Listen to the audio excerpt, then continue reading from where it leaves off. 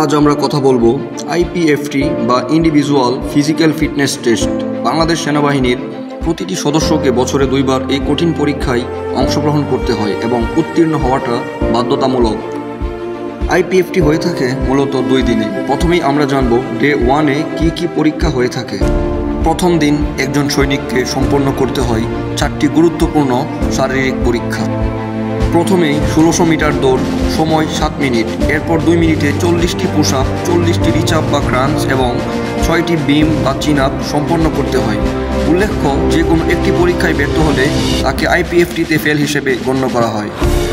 প্রথম দিন শেষে এবার দ্বিতীয় দিন শুরু হয় ভোরবেলায়। সৈনিকদের ইউনিফর্ম, হেলমেট, কিট ব্যাগ, সাথে পানি ভর্তি ওয়াটার বোতল এই সব কিছু পরিধান করে যেতে হবে সর্বপ্রথম অস্ত্রাগারে। সেখান থেকে নিজের ব্যক্তিগত রাইফেল নিয়ে সবাইকে সময় মতো পৌঁছাতে হবে 3.2 কিলোমিটার দৌড়ের জন্য স্টার্টিং পয়েন্টে। এরপর শুরু হয় 3.2 কিলোমিটার দৌড়, যা আপনাকে শেষ করতে হবে 18 মিনিটে। দৌড় শেষ করার পর আপনাকে যা করতে হবে তা হলো রোপ বা রশি বেয়ে উপরে ওঠা, যার উচ্চতা 9 থেকে 10 ফুট।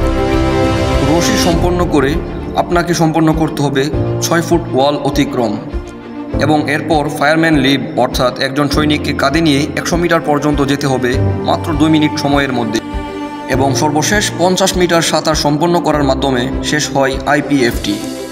এই পুরো আইপিএফটি একজন সৈনিকের শারীরিক সক্ষমতা, মানসিক দৃঢ়তা আর দায়িত্ব পালনের প্রস্তুতির আসল মাপকাঠি। এখানে কোনো ছাড় নেই। একটি আইটেমেও ফেল মানেই পুরো পরীক্ষায় ফেল। এই কঠোর প্রশিক্ষণই একজন সৈনিককে করে তোলে দেশের আসল রক্ষক। বাংলাদেশ সেনাবাহিনী গর্ব, সাহস আর আত্মত্যাগের প্রতীক।